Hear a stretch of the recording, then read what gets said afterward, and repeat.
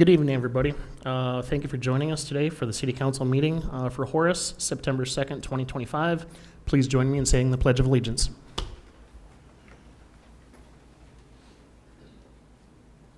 I pledge allegiance to the flag of the United States of America and to the republic for which it stands, one nation, under God, indivisible, with liberty and justice for all. All right, and thank you.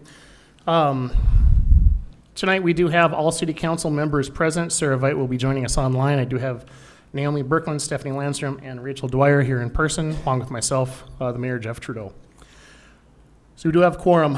I will ask, has anybody looked at the regular agenda, and is there any changes they need to make for the regular agenda? If not, I'll be looking for approval. I'll make a motion to approve the regular agenda, please. Okay, I have a motion. Do I have a second? I'll second. I have a motion and a second. All those in favor say aye. Aye. Motion carries. Thank you, sir. Number 4, the approval of the consent agenda. We have quite a few items on consent tonight. Has everybody had a chance to look through the consent agenda items? Yep. Yes. Any Yes. questions or comments or need to be pulled? No. No. Sarah, you good? No issues. Okay, I will look for a motion to approve the consent agenda. I'll make that motion. Okay, I have a motion. Do I have a second? I'll second. I have a motion and a second. All those in favor say aye. Aye. Aye. Motion carries. All right, moving on to number 5, approval of the City Council meeting minutes from August 18th, 2025. Has everybody had a chance to read through the minutes from August 18th, 2025? Is there any questions or comments? No questions. Okay, I will look for a motion to approve. Sure. I'll make that motion, please. I have a motion to approve. Do I have a second? I'll second. I have a motion and a second. All those in favor say aye. Aye. Aye. Thank you. Motion carries. Moving on to number 6, public comment. We received only one comment card for tonight. Is Ann Zimlicka Hayes in? Please come up to the microphone and introduce yourself and where you live, please. I am Annie Zimlicka Hayes, 233 Chestnut Okay. Drive. Part of the reason I came was I don't understand these meetings fully. I've only been to one before this, so apologies if I'm a little out of order. But I was here because of the additional inlets on Chestnut Drive that were on the agenda. I know that when we originally did the Chestnut project, it was done, and then there were issues, and then it was redone in certain sections of it. So I want to understand who's paying for the original error and like what the cost was there and how we're figuring that out, if that's going into the specials, if we're holding the contractor accountable. I just want to understand what that looks like. Okay. Jim, do you have an answer for us? Sales tax is funding that. It wasn't necessarily an error, but it's not going into specials. It was part of the sales tax. Okay. Once the rehab of it was done, we noticed that there should have been something in there. There was 2 spots that were still holding water, and that project was to force the water off the streets into the curb and gutter. Well, it was ponding and pooling pretty bad in those areas. It was, So the yeah. city council made the decision that sales tax would pay for putting those 2 additional inlets in So there. none of that change order, none of that's going into the specials then? Not okay. not with what I'm told. The finance director's telling me it's sales tax, so. Okay, 100% sales tax. okay. And there was, yeah, I mean, there was, that was a decision that was made by us. I mean, we put probably an additional $58,000 into that project. Yeah. Our Okay. sales tax. That's So- all I wanted to know. Yeah. That was Yeah. very good. I do know there's one thing too, when we moved in, our realtor and our realtor's broker did extensive research on pending specials. And usually that happens between 30 and 60 days to close. We were told there were none. The day I moved in, there was an excavator in my front yard. I'm on the corner of Chestnut and Ironwood, so I'm right by that lift station. when did And I'm you like, move in? you've got to be kidding me. When did you move in? May of 2023, I think. Because I think, well, I did a little prep research, but I know that there were meetings with, at least 2 meetings in the Chestnut neighborhood back in like 2022. We wouldn't have been in the neighborhood Well, yet. but they yeah. should have, were they disclosed? No, they weren't disclosed at all. By, like on the disclosure Nope. statement of people you bought the house from? You're right. I guess I don't really know if I can. We probably speak have to refer back to them. I don't then. know if And I would Let's ask, do that. you contact Matt and just see the email chain Sure. between your party, and I'm not saying you, but your party. Yeah. And then also the city. Okay. Just to verify information, because we can help you try to figure out where the ball was dropped. Yeah. Yeah, I'd like to try to figure that There out. was, right. there was lengthy communication. I can tell from our neighbors that we know. I mean, we know the Yes. neighborhood now, obviously, but prior to that, we knew no one. So that's helpful. I will reach out. Thank Thank you so you. much. Thank you. All right, since there are no other comment cards for tonight, I'm just going to ask real quick, was anybody else here for public comment for tonight and did not get a chance to sign a card? Going once, twice. Public comment is now closed. All right, sheriff's update. I do not think I have a sheriff's. I do not have a sheriff's deputy in the office tonight, so I believe we are going to table the sheriff's update for tonight. Moving on to number 8, city audit presentation by Mr. Ersted.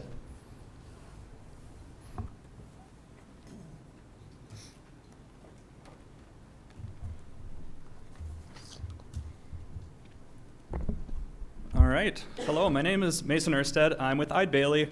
Been with the firm now about 6-7 years, and we've been doing this audit since I believe the first year was a 2018-2019 year, and I've been in a variety of roles and various in-charge responsibilities during that time. So kind of the purpose of this, at the end of every audit, we give the final financial report. It's a 50, 60-page document, includes, all the financials, all the different tables, and everything like that. But we're going to go through tonight is the executive summary, just kind of a high level, a lot of graphs. There's one slide with a bunch of numbers on it that I'll kind of go through. But other than that, we try and keep it as high level as possible, just because we know not everybody likes looking at all those numbers every single time. So if we can go to this slide, perfect. So, again, a few different bullet points here, a few more of a lengthy slide, but essentially the two things I point out here is that the city received a clean audit opinion. So ultimately what that means is we run through all of our testing and we found that the financial statements were free from material error. In every single audit, we don't test everything 100%. I think Matt would maybe not, like us very much anymore. We ask for a lot of different invoices, a lot of different things. But essentially we test based on a risk-based approach, which basically just means that, we're looking at certain risk areas. So we're looking at, accounts receivable, property, payables, different things like that. And then we're going in and testing those different areas. So, requesting different things and kind of verifying that underlying support. And once we came to the end of that, we said, yep, city received a clean audit opinion. No issues noted there. So I can move on to the audit findings here. So similar to previous years, there's 4 financial statement findings here. The one thing I typically point out in these presentations is there could have been a different section had the city had some more of that federal funding. And if you would have expended more than $750,000 in federal funding, then you would have had what's called a single audit. You guys didn't have that. There wasn't enough federal funding expenditures that needed that. But essentially in the financial statements as a whole, we have 4 findings here. So segregation of duties, just with the size of the city, the size of the finance department, I know Matt's not a one-man show, but he's doing a lot. So we really appreciate all of his help, and we know that just with the size of the city, there's no way to properly segregate all of those duties and roles and get all those proper segregations in place. Next one here is adjusting journal entries. Just as we go through, we propose various journal entries to make sure the financial statements are in conformity with different accounting standards that we have to abide by. So that's just that one there. And then preparation of financial statements. We do prepare the financial statements for the city. And kind of the big thing that this comes down to is that we also prepare all the related notes, all the related schedules, and just making sure that everything's in accordance with, it's called GASB, and just making sure that, we're up to date on all that stuff. And so we prepare those. And then this final one here, this account reconciliation differences, again, just with everything that's going on in the city, there are certain, things that we look at and say, hey, I don't know if that's, completely right. So, we look at it, dig into it a little bit more, and then we say, okay, yep, here's what we think it is, work with the team. And then we go back and forth a few different times and say, ultimately, yep, we're good with these differences. And ultimately, we reconcile them at the end of the day. So the term difference there kind of goes away. And the one thing I would point out is these, have been repeat findings, and they're very common for cities of your size. Next few slides here, we'll go through just some different graphs. So again, more of a high-level presentation here. So this first graph is cash and investments. The big thing I would point out here is this excludes all capital project funds. So I have a note here, the cash and investment balance in capital project funds for the year ended fiscal year 24 was about $37 million. And so that's with, all the different bondings, all the different projects that go on. We try and keep this more in the general fund and in those governmental funds, just because the capital project fund has so much going on, and it's so varied year over year that any given year you can't really compare. So it's not really a fair assessment to throw a graph up on the screen and point out a 5-10 year trend. But nothing of real note here. Very similar cash and investment balances year over year from 2023 to 2024. Simply due to a variety of factors, the city's growth, the various bondings, and just the continued capital projects that are ongoing. Any questions before I go on? No? All right. I will continue on into the general fund here. So this is the one slide that I mentioned that, there's kind of a lot of numbers here, but I'll break it into 4 sections here. So top there, you got all your revenues. Then in the middle, you got your expenditures, your other finance sources, so, different leases, and then your transfer in, transfer out from various funds. And then that bottom section is just your net change in fund balance. The one thing I'll point out here, I see it's a typo. It should not say as restated at that fund balance beginning as restated. We missed that. But going through here, we compare left to right. So we got our final budget. That's what you guys approved, probably over 2 years ago at this point. We have our actual columns. So those are the actual year-end 12/31/24 numbers. And then your variance with the final budget. Big thing I point out here to different entities is you see your variance with final budget. So your actual revenues were over what was final budgeted for. Ultimately good news for the city. You guys are budgeting conservatively. You're using historical information, trying your best to, get as close as possible, but it's impossible to get a perfect budget at the end of the day. Then we have our expenditures. Actual expenditures, a little bit over what was budgeted for. This could be due to a variety of reasons. You could have hired a different position during the year. You could have had some additional equipment purchased out of the general fund. There's some additional debt service payments. Those are your lease payments, the principal and interest there that just weren't budgeted for. So again, nothing of real concern. And then transfer in, transfer outs, and those lease proceeds there. I'll note that transfer in and transfer outs will not net on this slide just because they're transfers between all of different funds. So that's why you have that difference there. And then ultimately a positive change in fund balance of about $450,000. So, trending in that upward direction. Next slide here, just, a few different bullet points here, but just saying what a positive fund balance can do. Ultimately at the end of the day, it kind of offers that cushion for different shortfalls that can occur at any entity. And then, you might have some additional cash set aside that can work in your favor to, produce investment income, especially in today's climate with, where interest rates are very high. Next slide here. This one, we just throw out here the different fund balance categories. So working left to right, we have our non-spendable fund balance. So that's things like your inventory and prepaids. Basically, it's just a category of fund balance that you have to have set aside. And then we have restricted, committed, and assigned. These are kind of your ones that are set aside for a specific purpose. And the different buckets have different things that they're set aside for and legally restricted for.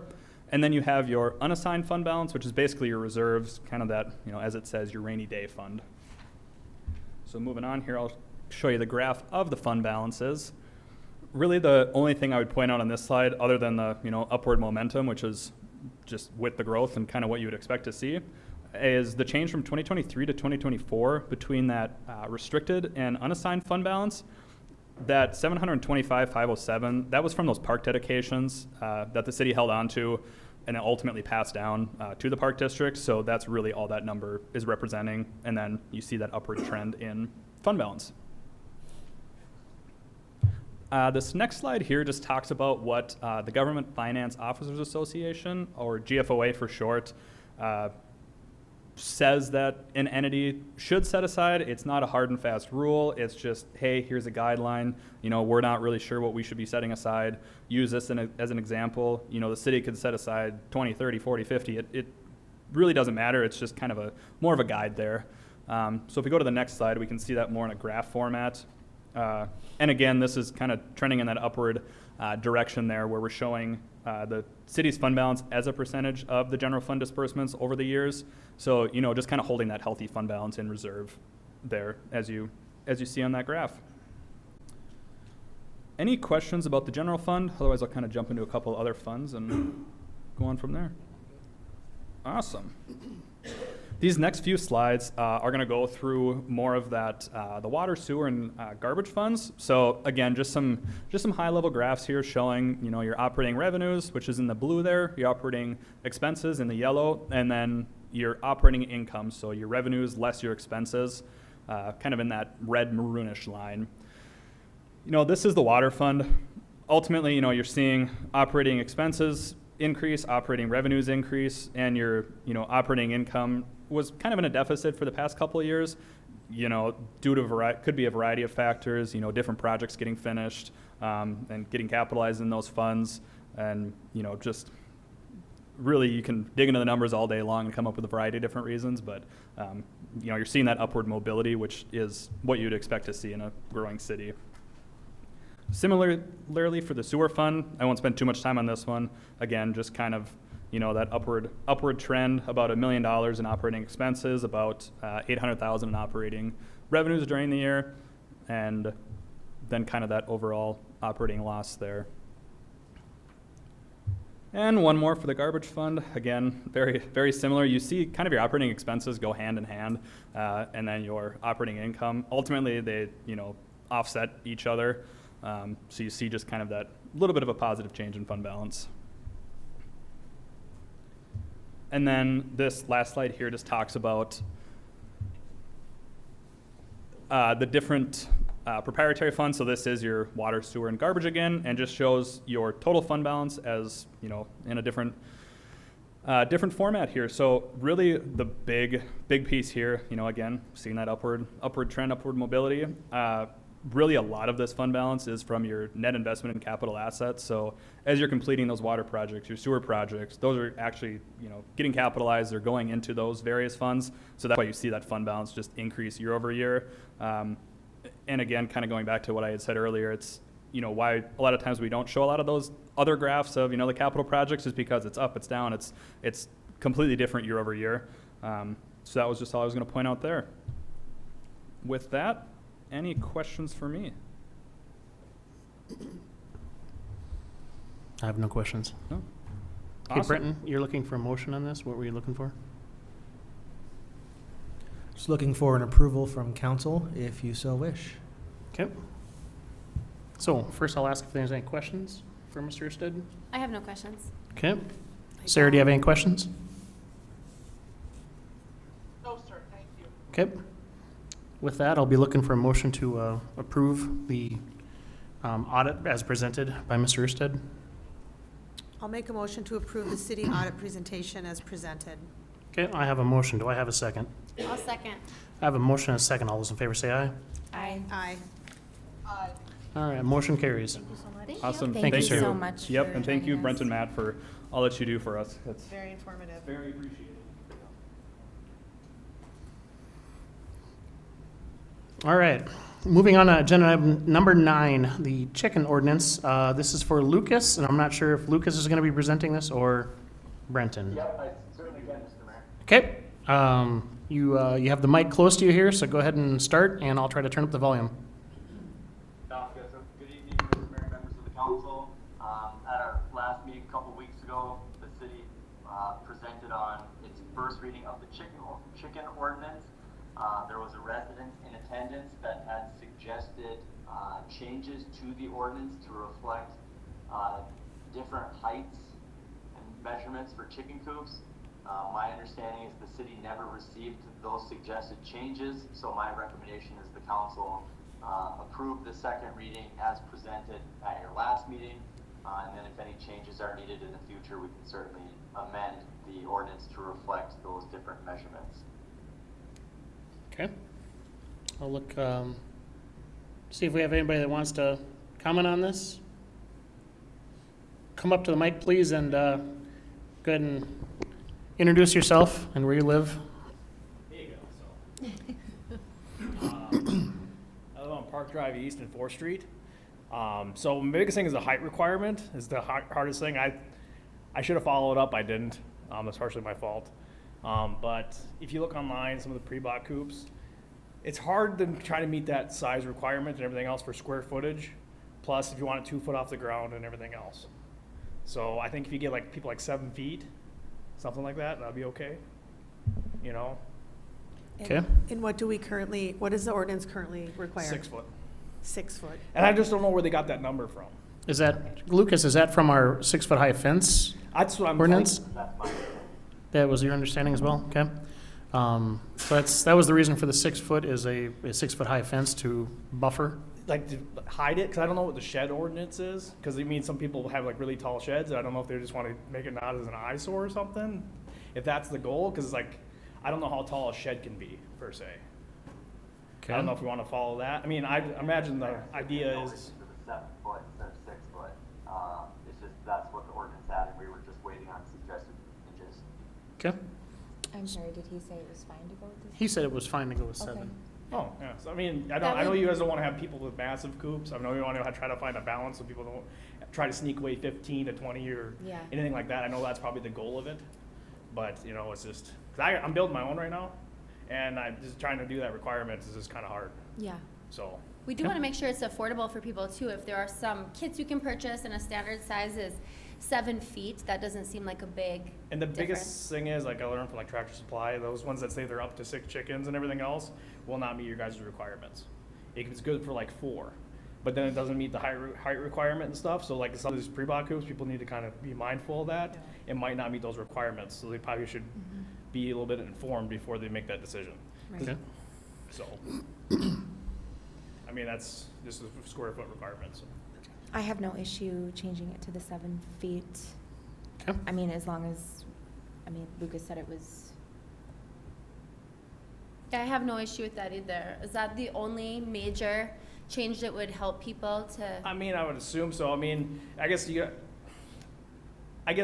be more clarification on if, like, what's predator, like, rodent resistant? Is that just like a building like, I mean, just a little bit of clarification. As long as the inspectors, like, hey, if people talk and reach out to the inspectors and they can clarify that, I would think that would be okay. You know, it's just like, what do they want? What's their goals? What's their intentions? Is kind of the biggest clarification. Because, I mean, I'm reading the ordinance. I'm like, well, I don't know for sure. But as long as someone kind of knows what they're looking for, I think it'll be fine. Okay. You know, that's kind of like, hey, do they want hardwire cloth underneath the ground so, you know, raccoons can't dig through it? Like, what do they want? You know, what's their definitions? Chain linkers steel, corrugated paneling or something just to prevent raccoons and stuff. Oh, see, okay, yeah, something like, you know, because isn't that why the 2 foot requirement, hey, they want it off the ground to help prevent, you know, things getting in the coop, like, you know, clarification like that, you know, as long as, you know, you call someone to get that clarification, I'd be okay, Okay. so. Okay. Can you Yeah. remind us your name? I'm sorry. Blake. Blake Corcoran.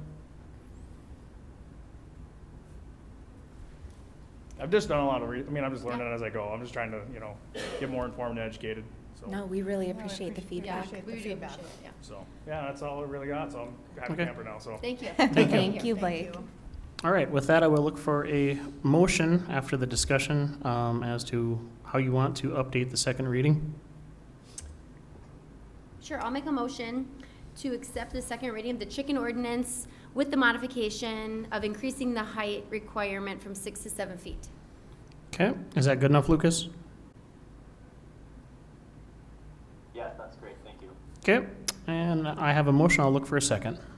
I can second, please. Okay, I have a motion and a second. All those in favor say aye. Aye. Aye. Aye. All right, motion carries. Moving on to number 11, the FEMA basement exemption. Jim Dahlman, you got this one. No, 10. Oh, I'm sorry, 10, my bad. Floodplain. Yep. I'll go ahead and move back to 10. Sorry, Lucas. Floodplain ordinance. I'll go ahead and start with you. Yes, so, Mr. Mayor and Council, as you'll recall, we had you adopt a contingent second reading, at your last meeting 2 weeks ago. We were still waiting on feedback from FEMA and the state regarding the draft ordinance. They did respond to Joel after the council meeting. They responded on, August 28th with some suggestions. They said that we can limit some of the flood zones that we have in the draft ordinance, as Horace does not have all of the ordinance that, flood zones that were referenced in the ordinance. So they said we can limit the ordinance to zone A, E, and X. So I can make that change. And then their other request was to remove the basement language from the residential section of the ordinance. And then they said once the city submits the basement exception package at a later time, the city will be able to amend the ordinance to reflect the basement language once the approval process takes place. So what they're referring to there, I believe, is section 50418 1E. And so their request is, because the approval package has not been approved yet, to remove that. Once they do approve it, put it back in, which seems unnecessary, but that Yeah. was their other request. Okay, so the motion you will be looking for the floodplain ordinance is going to request to remove it, and then we will immediately put it back in for agenda item number 11. Is that what you're asking? I'd have to defer to Jim on how quick it is. If it's that quick, that we could swap those agenda items. I don't believe it's that quick. Okay. So what we'll talk about in agenda item 11 is the technical information that needs to be done for the basement exemption for the floodplain ordinance. There's a geotechnical firm that has to do a geotechnical evaluation, and then a structural has to be done to design the basements for construction in the floodplain based on what the geotechnical firm has. And then once those get approved or adopted by the city, the floodplain ordinance then gets updated to have that back in there. So it's not immediate, but once the technical stuff is done, it can get put back in there. Okay, so then back to you, Lucas. Do you want us to explicitly say we're removing 50418 1E in our motion for number 10? So my suggested motion, Mr. Mayor, is to approve an amended second reading with the limited flood zone, and then to remove the basement exemption from the residential construction until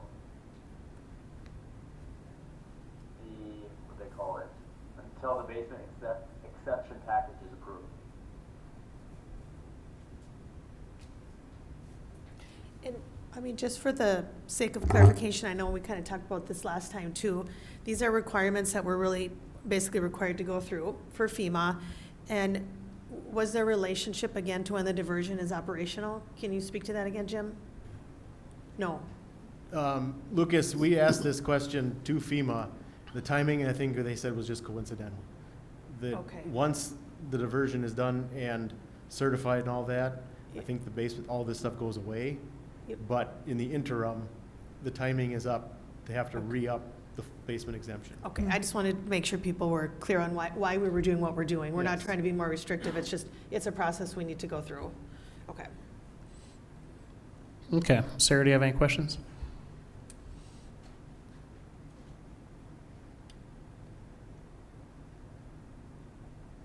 No questions, thank you. Okay. All right, anybody else have any questions at the head table? Nope. No. All right, I'm going to look for a motion. We're going to see who can list all this out with a little help from Sorry. Lucas. I can try. I'm going to, Go ahead, Lucas. I was just gonna say, so the suggested motion is to approve an amended second reading of floodplain ordinance, limiting the flood zone and removing the basement exception under the residential zone until the basement exception is approved. okay. Can I say so moved? Sure. Okay. I have a motion. Do I have a second? I'll second. I have a motion and a second. All those in favor say aye. Aye. Aye. Motion carries. All right, now we're moving on to number 11, the FEMA basement exemption. Jim, you now have this one. All right, Mr. Mayor, so as we talked about earlier, as part of the basement exemption, there's a geotechnical evaluation of the existing area that has to be done. and then a design for a flood-proof basement to be constructed in the floodplain. So we reached out to Braun Intertech. They've been doing a lot of the geotechnical work around the city of Horace.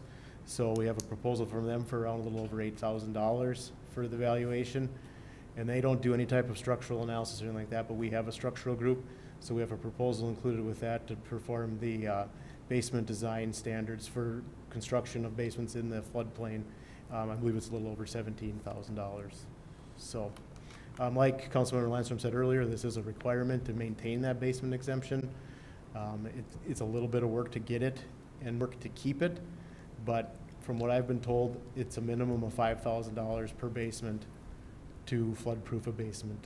So, at least, yeah. So I'm just going by what I'm told. So, the cost that the city is incurring in this is made up on the back end rather quickly, considering there's less than $30,000 into it right now, plus a little bit more. But Question. Can I just ask a question about the timeline? Like, does this not all have to be approved by September 5th? needs to be in the process of it. So the floodplain ordinance is the first part, and then Okay. being that there are so many communities in the area, from what I'm told, that they're taking we're working on it for now, because there's only a limited number of people who do the work, and it kind of got stacked up with everybody having to submit Oh. by that one deadline. So Gotcha.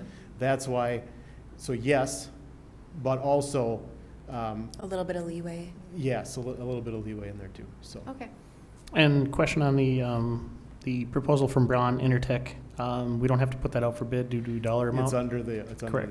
amount. Okay, just want to make sure that was stated. Yep. Okay, is there any other questions from anybody on council or Sarah? No. No. Sarah, are you good too?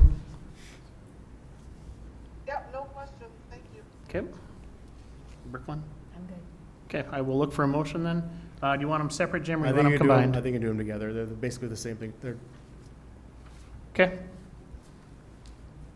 So basically, you'd be accepting the proposal from Interstate Engineering for structural design and approving the proposal from Braun Intertech for the geotechnical evaluation. okay, does somebody want to make that motion? I'll make that motion exactly like Jim said. Like Jim just stated. Okay, I have a motion. Do I have a second? I'll second. I have a motion and a second. All those in favor say aye. Aye. Motion carries. Aye.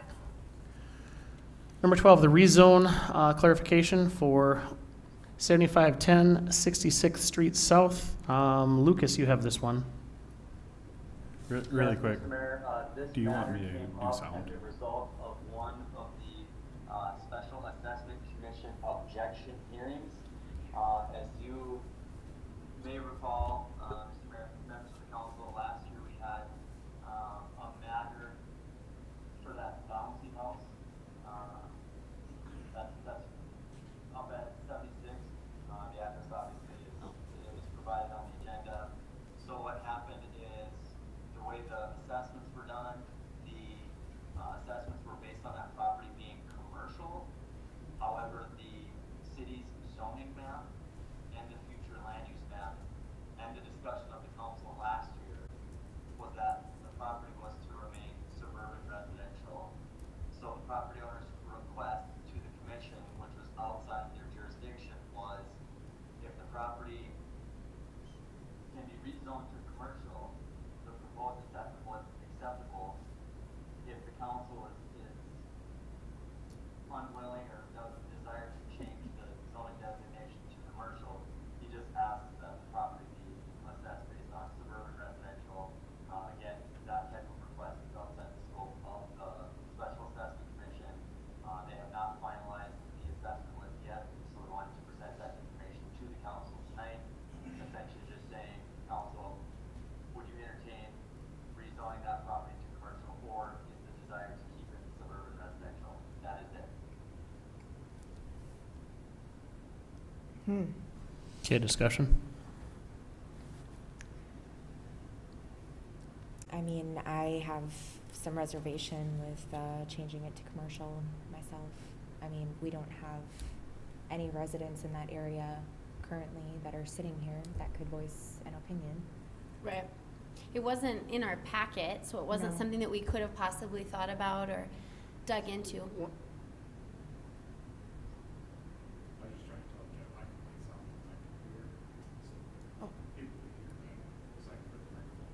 Yeah. Sure, and give me. Yep, understood. And my speaker's muted. All right, and then Sarah's got her hand raised too here. Yes, as a resident in that neighborhood, I can speak for the residents saying that the wish of the neighborhood is to keep that property suburban residential. So I would not be for changing that to commercial at this time. I agree with Sarah. Yeah. And I also agree that it shouldn't then be assessed at a commercial rate. It should be assessed at the SR rate. I think that's only fair. I agree, Yep. that it should be assessed as suburban residential. Yep, and the council, I'm not asking the council to make any decision on the special assessment part, I just need information and direction on the potential zone change, and then Jim and I will present that information to the Special Assessment Commission, and the property owner tomorrow. Perfect. Okay, so you need a motion then, still?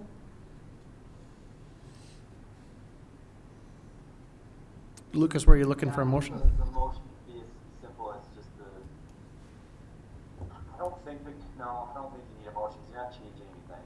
It's just keeping the zoning district as it was. So I can just present that Yeah, I information think- to the zoning commission. Yeah, that's just fine, Lucas. Proceed with, following the current zoning of SR1 to the, property owners. Will do. Thank you. Thank you. Okay. So with that, we don't have any motion for that. It's going to be just left as zoning SR1 for that lot. Do we need to make a motion for that, Britton, or are we good with just the discussion? Okay. Okay. With that, we will move on to agenda item number 13, the regional amenities. And this will be probably Lucas and Britton. I'll start with Lucas. Yeah, so busy night for me. Apologize for not being there in person. We had baby number 3 yesterday, so it's been a hectic 24 hours. But this regional amenities discussion, Mr. Mayor, is again based on a conversation that the Special Assessment Commission has been having in terms of the larger pond lots in Cub Creek additions, and then also the River's Edge area, and just kind of the struggle of the Special Assessment Commission is they're not always privy to past conversations or decisions of the council. And so I think the direction here, what the Special Assessment Commission or what city staff and consultants are looking for is some direction from the council on its desire to contribute funds to the assessments for those pond lots that the city purchased. The city has entered into improvement district agreements with the developer of both additions where the city referenced that those pond lots and the amenities around it were to provide public amenities for the city. And so those agreements were presented to the Special Assessment Commission, but they just feel like maybe a little more direction from the council is needed to the council's comfortability with allocating funds towards assessments for those pond lots. And so that's kind of the discussion that I want the council to have tonight, because again, the commission meets tomorrow to finalize the list. This type of decision, because it's in an agreement entered into between the council and the developer in regard to these larger ponds, where the city partnered with the developer on them, this conversation had to take place with the council prior to the commission making any decisions. And so if Brent has anything further to add, again, I'm trying to keep this as high level as possible because the Special Assessment Commission has not made any decision yet on the special assessment list. This is just trying to get additional information from the council to present to the commission.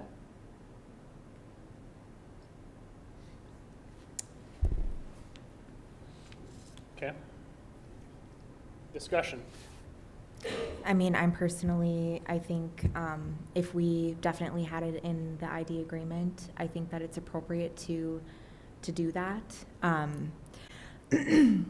You know, I believe that we could probably use some sales tax to cover those, and a lot of the new growth has spurred the sales tax that we're incurring. So I think I personally would be okay with it. I agree. I think that assessing the pond lots, Oh, sorry. I think assessing the pond lots is a good way for the city to chip in using those sales fund taxes that are intended for infrastructure, and these projects seem to be infrastructure. So I think it's, and I think it's in our special assessment policy that we do assess the city's properties, and so I definitely agree with Naomi that we should be assessing our pond lots. Sorry. I agree as well. I Quick think. question. Go ahead, Sarah. Go ahead, Sarah. I'm sorry, I'm just curious, do we own those lots? Yes. Yes. Yes. Okay. Then I have no issue with assessing them if we own them. Thank you. And it probably doesn't even matter to the discussion to have distinction, but I do agree that these particular ponds that we're talking about are even more of a public amenity than maybe some of the other pond lots in the city. Not that we need to have that distinction, but maybe just to make that distinction, I support it. That they're used by everybody, you're saying? And They- so, yeah, They're they a have bit the more of fish an in them. amenity to me. I mean, one needs to only go look at them to see that they're more of an amenity than just that they're more of a Stri- regional amenity. more of a Citywide? than just a straight up retention pond. I mean, maybe I'm not saying Well, exactly do the right they, words. they have fish in them, correct? So there's a lot of benefits of these ponds. I mean, they're deeper, so you have better water quality, there's fish in there, and they are interconnected. You have a series of, I believe, 5 ponds are all connected, so they all maintain the same water level. So that does help. And like I said, the size-wise, when we found with the bigger ponds, at least overall, they're easier to maintain for the city. So, in operation costs, we don't have to spend as much resource time with those as we would smaller ones. So, as for cost share wise and with these ponds, Matt and I went through this again this morning, touching base on our comfort level. Cost share overall for regional projects, 25% of the construction cost is where our comfort is. So having clarification there does help us. Some folks have said, well, 25% of the total cost.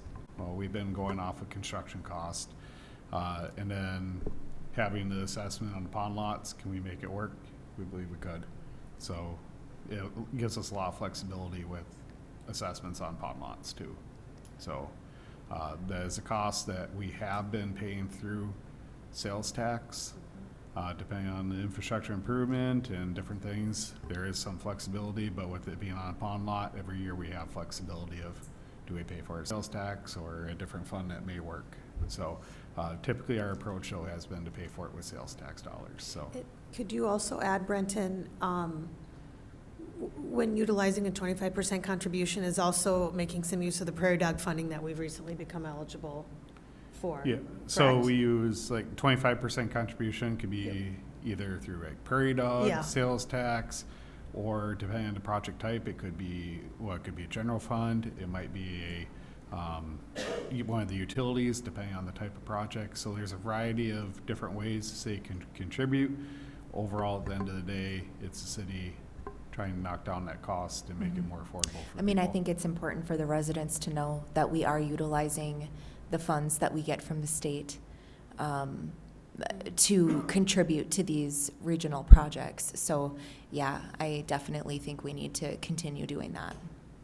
I agree. And, you know, we're a small, very fast-growing city, and this is our foray into utilizing some of these funds and the increasing of sales tax that we have, and I absolutely support doing it. I do too. Okay. With that, just to let you guys know, Sarah did have to drop. The plane finally closed the boarding door. So, if there is no further discussion, I will look for a motion. So what, you want a motion saying we will be contributing the 25% to the, of cost, construction cost to the regional portions of the projects, and also adding the pond lots to be assessed as per the policy. Probably Yeah. the best starting point, being that you guys have had a lot of conversations. Hold on, I got two people talking, Lucas. I can't hear. Just comfortability with the pond lots being assessed.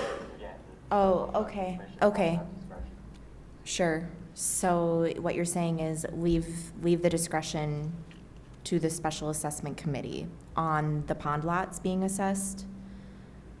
And, Brent and I can just have a conversation with, historically what's been done, from the city, and then Matt can discuss any, funding, sources that the city might have to contribute to those. okay. I just don't wanna take the discretion away from. Yeah, I understand. I don't want to take that discretion away from them either. Mhm. Okay, so then I guess rewriting my motion.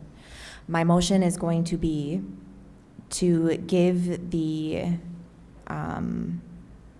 special assessment committee members the ability to assess the pond lots and also contribute 25% of the construction cost to the regional projects. I'll second. Okay, I have a motion and a second. Is that good? Okay, I have a motion and a second. All those in favor say aye. Aye. Aye. All right, motion carries. And moving on to number 14, Jim, you got your engineering report? Yes, Mr. Mayor and Council. The last couple of weeks have been special assessments and some more special assessments. So that's consumed a lot of our time. There are some of the larger projects that are kind of getting closer towards the end with the punch list and that type of stuff, but the bulk of our work has been basically with the special assessments and trying to answer as many questions as we can, get as much information as we can to make sure that the recommendation that comes from the Special Assessment Commission is as accurate as it can be with the information that we have. So thank you for your guidance on the last item, and hopefully tomorrow night when they meet and take the comments from the citizens and those in the districts and make an action with that we can move forward with that. So I don't really have anything real out of the ordinary for you unless you have questions for me. No, Jim, I do want to say thank you for all your hard work. Yes, thank you and your team. I know that this has not been easy an easy task, so I just appreciate the hard work you guys are putting into it. Thank you. I agree. Thank you. Okay, nothing else for Jim? Nothing, thank you. All right, thank you, Jim. Moving on to number 15, City Administrator Report. Okay, I have two things. First one tied to special assessments. I will be touching base with council on seeking availability for scheduling public hearings or the objection hearing for the special assessments going through. Once we have Special Assessment Commission's recommendation, then I could be able to work with Lucas and getting that ironed out of when council will meet. I ask for flexibility from council. We would likely do these as special meetings. One, so we carry on our regular business during our regular meetings. These objection hearings may be long, but we would like to get them knocked out as soon as possible. We'll have to notice in the paper, and there's a time length we have to wait. I believe it's 15 days after it's been published. We're looking at very end of September into October, likely when we need to have that done. I would like to encourage it to be knocked out around that time frame, if possible.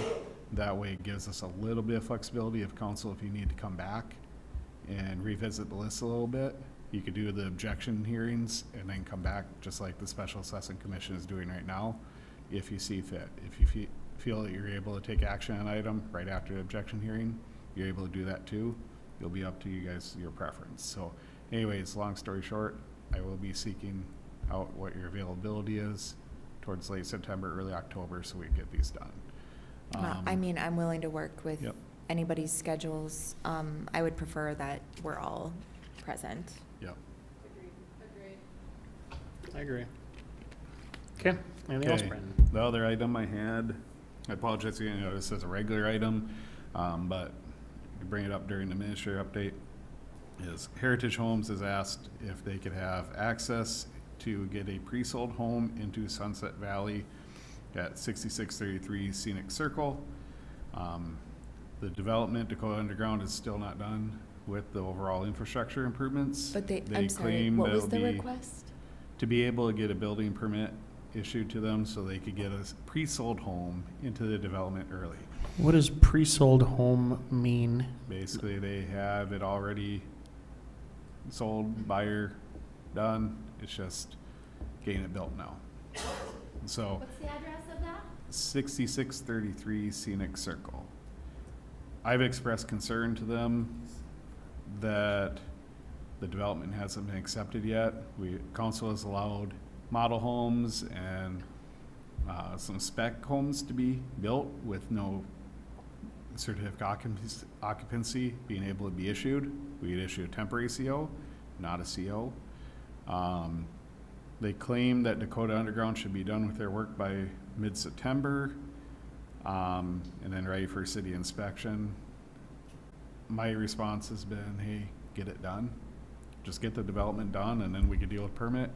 But Is it dangerous to, I mean, have somebody, I mean, what if there was like a gas leak or like? Yeah, my concern mainly is Safety? setting precedent of having, if you allow them in before a development has been accepted, like a model home is one thing here or there, but when you start getting homes where people are expected to live in right away or when it's done, if the development, let's say it didn't get done in time, or say they had delays, but they got the house done, then you'd have pressure of letting them into people living in the development before it was accepted. So I do have some concerns there of that. But instead we bring it to council, their big concern is they want to get foundation in, get moving. I understand, but the contractor has had quite a few different delays. No, I don't believe any fault really of the city on it. It's just not done. So.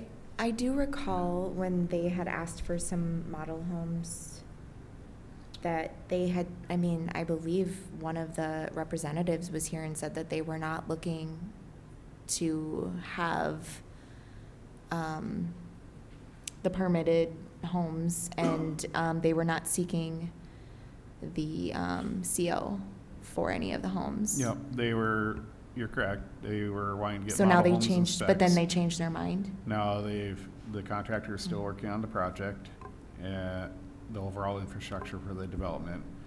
It's not complete and ready for the city to do our final punch list, so. I mean, is there any way, when you say that you think the portions that need to be completed, they feel maybe be done by mid-September, is this something we could just revisit in 2 weeks and maybe we've come together where it's ready? It's closer. Or it's closer? I mean, it's just an idea, I don't know. If they have the development about ready in 2 weeks, I would just be focus on getting the development done. But we could come back if you would like me to come back, see where they're at in 2 weeks, we could do that. Like I said, my concern is just that if you let them in, does it set a precedent? We've let the models in, we understand that, but I this think isn't a models are model. different than having a permit and Yeah. COs, and, I mean, Models do feel different than traditional residents if the general infrastructure's not quite ready yet. Yeah, I say just come back in a couple weeks. So we'll just hold off for a couple weeks, see where they're at, and having Yeah, the maybe development it'll done. fix itself, maybe it'll fix itself over the next 2 weeks if they say they're close. Yeah. I mean, Yep. I guess, I don't feel super strongly either way, but maybe that's a good, Okay. I'll touch base with them, let them know Okay. that we'll wait and see where the development's at for completion towards, well, I'll need to know by Thursday next week at the latest where they're at. So we'll find out where they're at, and if they're pretty close, then we'll bring it up. Either way, we'll bring it back up to council. So, Thank you. Okay. that Yep. sounds good. Thank you. That's all I had. Okay. Jim, real quick on that last item that Brent was just bringing up right there, is there any weather delays that would be causing them to not get things done? We've had some delays on other projects, a city project, and there have been some minor weather delays, but nothing of significance. Okay. So, say probably not. Okay. All right. Thank you, sir. With that, we're going to move on to, well, we were going to move on to Paul. Paul moved on. All right, move Paul on is to Paul taking with a- the update for Bean Days here. I'll go ahead and let you take the floor and we'll ask questions. All right, thank you, Mr. Mayor and members of council. A couple of things we need your go-ahead on tonight. I'll be quick. There was a packet of temporary road closure requests and temporary no parking requests that we would like your approval on. Temporary road closures include for the usual Bean Days events, the parade to include Lakeview Drive and the routes along CR 17. Before that will be the 5K with some closures along Front Street, 63rd, and Wall Avenue if needed. The 5K and the 1 Mile Fun Run feature flaggers, which are people that ride before and after, so they might not be necessary. We're working that out with Fire and CCSO. And then finally, the street dance, there will be a couple barriers along Center Avenue and some traffic directional cones in relation to the fire hall needing to get out in case of an emergency. To go along with that, it was asked that we request the possibility, and this comes from Cass County Sheriff's Office, they asked that we request the possibility of towing illegally parked vehicles during this weekend. What that would entail is the vehicles would be towed but not impounded. They would be brought to the Horace High School parking lot, and then residents would call either the Cass County Sheriff's Office non-emergency number or another number that we'll establish, and they would pay a $100 fine essentially, and then get their car back. Did we get that approved with the high school? We have the parking lots rented. We do, so, yes. okay. Yep.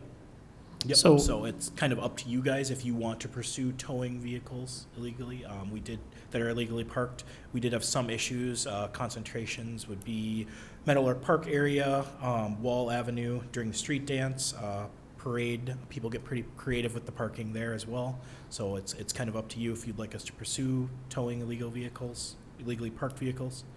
It is recommended. Remind me again, when was the fire department's request for towing? Was it only for the street dance? It was the Cass County Sheriff's Office that requested it. Okay. During our meeting. But they, I believe they asked for a tow truck to be present during the events, is that correct? Just have it sitting there? They're asking for an ambulance, if you're talking fire No, department. I agree with you, Jeff. Like, I do remember them saying that at the fair, they have tow trucks sort of on hand, right? Yep. Is this, I'm talking about? This is correct. Where they just are sort of continually towing anything that is illegally parked. Yes. So this would be that. Right. Essentially, they would drive around looking for it, and also we would be able to report illegally parked vehicles directly to the tow company. They would tow them to the high school parking lot, and people would call the Cass County Sheriff's Office non-emergency number and be told where their car is and be essentially assessed a $100 fine to get their car out. Are you gonna put any kind of communication on the Facebook or If you guys approve it, implementing that? Because if they do get towed, I mean, the last thing I want is a resident Mhm. really upset that they can't find their car, and then they're, coming to a council meeting saying, you towed my car. But I do think that it's better than being impounded, right? You Yes. could have It them is better than impounded. Otherwise, this would be, And so yeah, instead, you're just impounded, 50 relocating them to a findable place. But I also think that this is what fire wanted in order to be able to use streets safely in case of a fire. So if this makes the fire department okay with more of our events happening, I think this is a great idea. So who would be driving around looking for cars? We would contract with, we are talking with a couple different tow companies right now.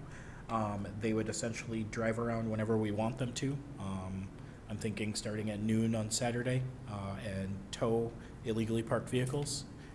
There's a couple different ways we can go about the actual notification of the resident. You know, we can take license plate numbers, and if they call into the number, we say, yep, we've got your car, it's at the lot. We do need to figure out the $100 fee, and then that's something that's up to you guys. If you want to charge people for that, or they just got to go get their car, that is up to you. For the fair, do they actually charge, or they just move the car? Yes, they do. And I They mean, do what? I asked. Well, how it would work, my understanding is that we would get charged $100 per car that they tow, and then we would need to use Cass County Sheriff's Office to seek reimbursement for that. Understood. And Okay. initial projections would be, we anticipate maybe 10 cars would be towed. Word Right. spreads pretty fast when that stuff like that's going on. So. and we can use that obviously as an opportunity to encourage the shuttle system that Yep. we've been using, so people don't have to get in that position. Mhm. And when are we getting signage up for that? The shuttles? No, the no parking. As soon as you guys approve it, it'll be up. The only no parking we have that's different from the norm would be around the 4 streets around Meadowlark Park. We're doing no parking on the outer perimeter of the 4 streets that surround Meadowlark Park. So everything around the senior center right now has no parking? I'm sorry? Okay, everything around the Yes, senior yeah, center? yep. The only additional, and they're all listed on there, where the additional no parking, temporary no parking zones would be created if you guys approve. So. Okay. We would be looking at getting the signage up towards the end of the week for the temporary signs, but with the approval, then we'd be able to get them up more like late day Thursday or Friday. That way it's done beforehand, but it's just for that window that So would be enforced. what kind of signs are you looking to put up? We would have temporary no parking, just like you'd see in other towns where it's just like a paper sign or sometimes like a coated. Yeah, we did it last year too, where we had just on like a wooden stake, and it'll be either just paper or it'll be like a laminated type no parking sign. Understood. I just want to make sure that residents can see and are aware that. Oh, you don't miss them. So They're out there. So I do have a logistics question about the events. In the past, I've noticed that it was kind of difficult getting Public Works on a Saturday. What have you guys talked with the Public Works Department, making sure that they're up and at 'em, ready to put the blockades out at the appropriate times, taking them down at the appropriate times? Like everybody's in order and ready to go? Yep, and we have Okay. adjusted as we've grown and these events have gotten bigger, we've adjusted it to staffing specific people for specific events. Okay, We're having a better volunteer turnout than in Good. previous years, so. That's And good. a lot of our staff are stepping up, and to accommodate that, we're doing some special staffing this week, so. I'm not worried, usually I am worried about volunteers, but this year I'm not. And so, this stuff is pretty cyclical, so I don't really have any staffing concerns at this time. so. okay. I think we might also need the tow truck for Friday night if that is the street dance right on County Road 17. Wouldn't that be the biggest source of stress for the fire department, or not having cars in the wrong place? Yes, that one, but then followed up by the parade. People get pretty creative. Like Yeah. I said, they're parking in the ditches and stuff. Yeah. But we're mostly concerned about people's driveways being blocked and then the emergency routes for emergency services and fire being blocked, so. I definitely think we should go forward with getting tow trucks ready. I'm okay with passing the costs incurred to the residents that are guilty of parking incorrectly, but I'd also be open to saying that that's just a cost of throwing a really good weekend. It's kind of up to you guys. I guess I had thought that there was, I don't know, Jeff, I feel like we're remembering maybe the same meeting based on your previous comment, but that it almost seemed like the city would just be paying to relocate these cars and not charging residents, is what I thought from that meeting. But now tonight, I'm okay either way. correct. I That's mean, why I it's had to ask completely what up they to did you. at the If fair. you want to, like I said, I don't anticipate it being 40 cars. I anticipate it being maybe 10. because word spreads, So, looking at $1,000 expenditure, but that can be passed on to the person who got their car towed. They would just need to be written a parking ticket essentially by CCSO. Yep. Okay. So you're looking for a motion separate for road closures or altogether for road closures, no parking, and then anything else? Towing, Towing. yes. Okay. Do we have any further Have we decided conversation? about if we are charging the person who got their car towed, or do you guys have thoughts on that? I don't have a preference on I'm open. charging. If you guys feel it needs to be charged, I'm fine. If we feel it doesn't need to be charged, I'm fine that way too, so. I'm the same. I mean, do you have funds in the Beam Days account to? Yes, yeah. I mean, we have money sitting there. Okay. Yep. I Yeah, mean, we have a budget. This wouldn't break it or. Well, then maybe it's Thing, kind of like having EMS available as well, that this, I don't know. Again, I could go either way on that. I mean, we do have some last minute expenditures, such as EMS and ambulances and stuff, but I don't think, this would not break the bank. I can confidently say that, because again, I don't think it's gonna be 30, 40 cars. I think it would be Mhm. maybe 10. all right. But it is your decision, so. I think I'm leaning more towards just having it be a cost of the weekend. Yeah. Yeah, me If too. you think it's within budget. Okay. We can revisit next year too if we think that that was a, Correct. Yeah. I'll make a Okay, Look for a motion. motion. Okay. I'll approve the temporary road closures, the temporary no parking, and contracting with the towing company for, should I be specific? The hours of the street dance on Friday, the parade, or should we just say throughout festivities on the weekend? And be vague about it, sure. Okay, I have a motion. Do I have a second? I'll second. I have a motion and a second. All those in favor say aye. Aye. Motion carries. All right. Move through portfolio reports here real quick, and then we'll get to an executive session.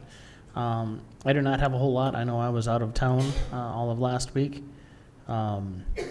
We do have some meetings lined up, not for next week, but the week following, I believe, as time permits. I know we do still need to meet and talk about some additional points for rehiring for an open position. Brent and I will be working on that. I'll probably ask for feedback from you all. And other than that, that's all I have for this one. All right, so the last planning and zoning meeting that we had, it sounded like they had directed Lucas to get a draft written up for the overlays that they've been working on. Just a high-level rundown, the corridors, and Lucas, please correct me if I say anything incorrect, but from my understanding, the corridors, the main corridors on the roads, they were looking at 250 feet from the center line for an overlay. And then outside of that, they would be able to have taller buildings, so we're not looking like we're going through a tunnel. I think it was at, 3 stories. And I guess from my perspective, there's only a couple roads that I think we need to kind of look at because the roads are a little bit wider. They also talked about the review standards, so they'll be able to kind of look at those buildings a little bit closer, do some kind of design reviews, and have a little more say in what we're looking at, what we're seeing as we come into the community. Am I missing anything, Brent or Lucas? I think that covers it at a high level. Yeah, I mean, nothing further than that. Jace outlined it pretty well for Nathaniel and I to work through it with the Planning and Zoning Commission, so we'll just take the reins from Jace and keep Yep. moving forward. Yeah. No, the planning and zoning commissioners have done a really good job and they're working really hard. So we'll be seeing some of that stuff coming forward. So just kind of be thinking about those items on how you want to proceed. Okay. Stephanie Landstrom, what do you got? I don't have much either. I would just like to echo what Naomi said earlier. I know that Engineering and Special Assessment Commission and many city employees have worked very, very hard over the last weeks and months on the special assessments, and I greatly appreciate all your works and efforts in those areas, so thank you. That's all I have. Okay, Rachel. I have a couple things. So Brenton and Matt and I went to a Rome event, which is realtors, what is it? Realtors on a mission. On a mission. Realtors on a mission. And it was, I thought, really well done. Brenton, Matt, they explained a lot of it was a lot about special assessments and things that they had some really specific questions on, because that definitely impacts their industry, and I think they want more transparency in what's coming in with specials, and they want maybe a better avenue to get that done, and I think maybe that's in the works. Or okay, and then also I went to the park board meeting, and they also talked about special assessments. What else? Let's see. Freed Park is having a ribbon cutting ceremony during Bean Days. That will be exciting.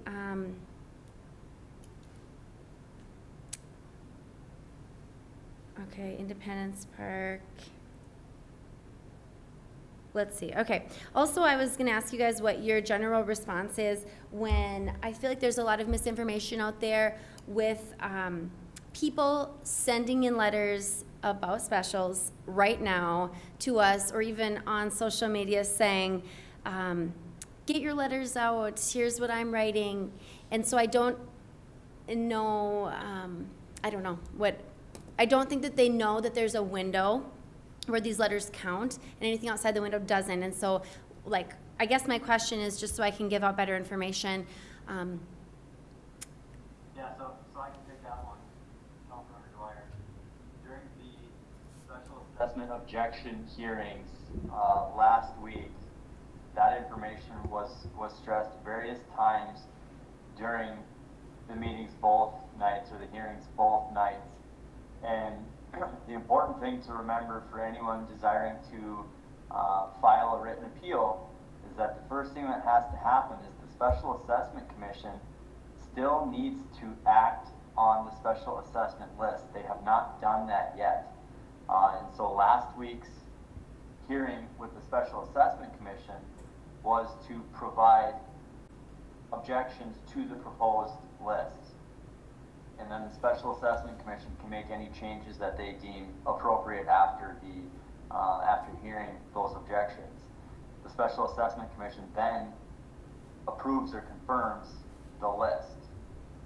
After that, the city will file notice in the newspaper, one publication, stating that the city will hold a regular meeting or a special meeting, which the city council is likely going to have one or two special meetings because there are 7 improvement districts that the city is discussing this year. And individuals wishing to appeal the decision of the Special Assessment Commission can file their written appeal with the city auditor, Brenton Holper, after that publication and prior to the city council's likely special meeting to hear any written appeals.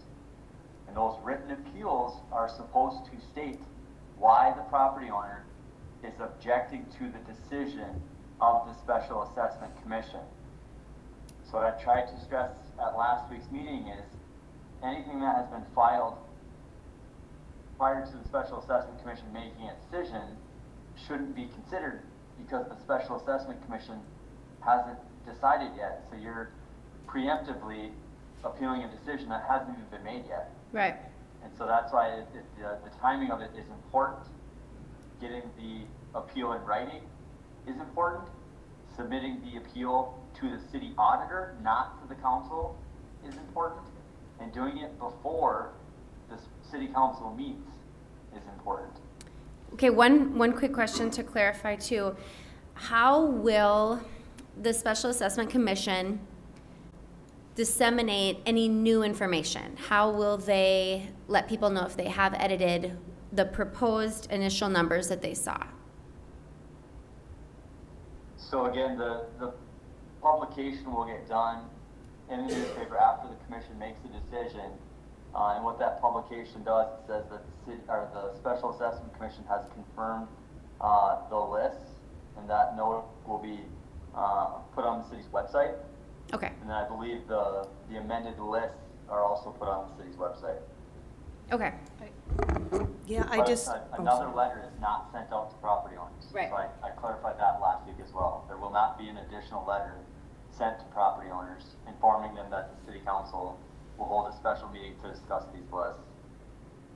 So I'm sorry, Rachel, I'm hijacking your time, but I guess just to piggyback off that, I mean, I think we all are in agreement. I want to really make sure we have full transparency on this process. Like, I mean, just for instance, I've really been inundated with emails from people providing their objections.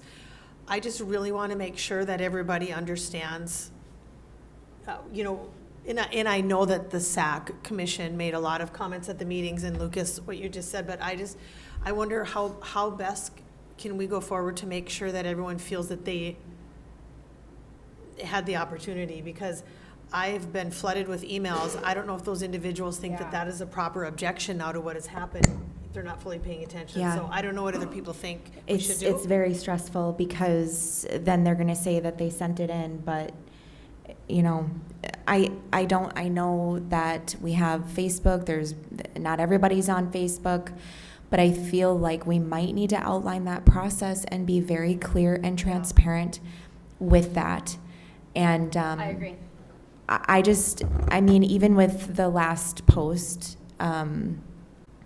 about the Special Assessment Committee members meeting, it just seemed like I was reading comments, and a lot of the comments, they're very confused. So I would like to start adding some more education to our posts where we can be clear. I mean, in my opinion, nobody did anything wrong, but I just think we need to, you know, in my thought process, that we should have said in the post, the protest period is over. This is the meeting where they're going to be discussing this as a committee and making their recommendations to the council. You know, there won't be any public comment. Like, we need to educate the residents, because the misinformation that's going around is not helping. I think they're planning on whoever was here last week is going to be here tomorrow, and I don't know if, I mean, I'm assuming they're welcome, but I don't know if, there's some questions about if it's just a repeat or what. And I mean, maybe we could utilize Facebook then too, when we talk about publishing in the paper and putting it on the website. I think we do need to put Facebook posts out there too. I would like to err more on the side of over information than under. Well, I mean, just don't if want the we're gonna- residents to feel like that they don't have an opportunity to fully understand that, because we're engaged in it, so we know what we're doing.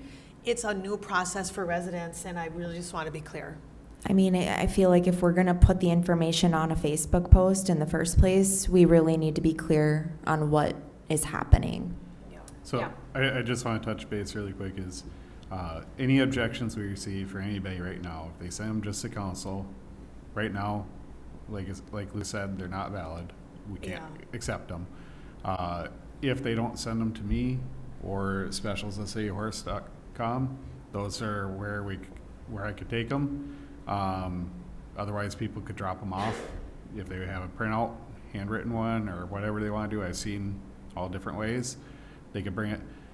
It has to be after the Special Assessment Commission does their recommendation.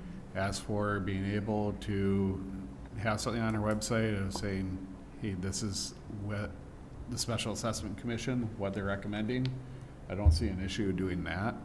As for trying to get education out there, that's something we've talked about different times of how we get some word out there. But I just want to stress that for tomorrow, the Special Assessment Commission, it's a public meeting. People are more than welcome to come. it is not a public comment. So Right. it is up to SAC to engage or not. I would encourage them to focus on the task at hand and vet through or go through the different comments, and if they have any changes. They may have changes, they may not, and then they develop their recommendation. If they can't get through everything tomorrow night, we're going to try to meet as soon as we can with them to complete the rest of the projects, so we could get this through for council to be able to establish the objection hearing date for council. But I just want to do some of those reminders for you. And if we have, you know, like I said, the SAC recommendation, we could get that up there on our website when it's available. That isn't too difficult to have, so. Is there a reason and why this these- isn't a oh, new sorry. process. It isn't a new process. The city's been doing a lot of this stuff before. I think for some it may feel new because they may not have been affected by it before. Right. Or they may have not noticed it as much because there's a lot more attention brought to the special assessments right now. So, yep. Is there a reason why the Special Assessment Commission meetings aren't recorded? That would be probably more for working group wise, or if Lucas has input on that one there. So, but typically they're doing just a recommendation of working group wise for you. Okay. And probably illegal reasons. Okay. All right. Are we done now? I think so. Okay, so, well, not quite. Just to pivot, B-Days is going to be really fun, and with how contentious things seem to be in the community, I hope everyone comes together and has a really great weekend. I did want to add that. No, I'm done. All right. Very well. Okay, and with that, folks, we're going to be moving into our executive session to get an update. So with that, I believe Lucas wants me to start reading. We have an executive session held pursuant to NDCC 44-04-19.1, looks like 2 and 5, for attorney consultation related to the notice of appeal for Suncrest Edition plat and rezone. So with that, I will look for, unless I'm missing something, I will look for a motion to move to executive session. Is that correct, Lucas? That's correct. Okay, I will look for a motion. I'll make that motion. Okay, I have a motion. Do I have a second? I'll second. I have a motion and a second. All those in favor say aye. Aye. All right, with that, we are going to move to executive session. Folks, you're welcome to stick around. We won't have a lot to update when we get back in, but we do have to at least officially end the meeting, so I will leave that up to you if you want to stick around. Otherwise, have a good night. Thank you for showing up. Thank you.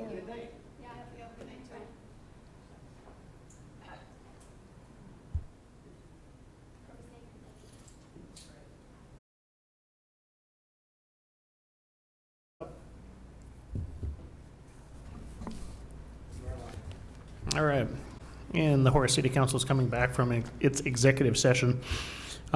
We have no motion from the executive session. The only last thing on the left on the agenda is to adjourn, so I will look for a motion to adjourn. Yep, I'll make that motion, please. I have a motion. Do I have a second? I'll second. I have a motion and a second. All those in favor say aye.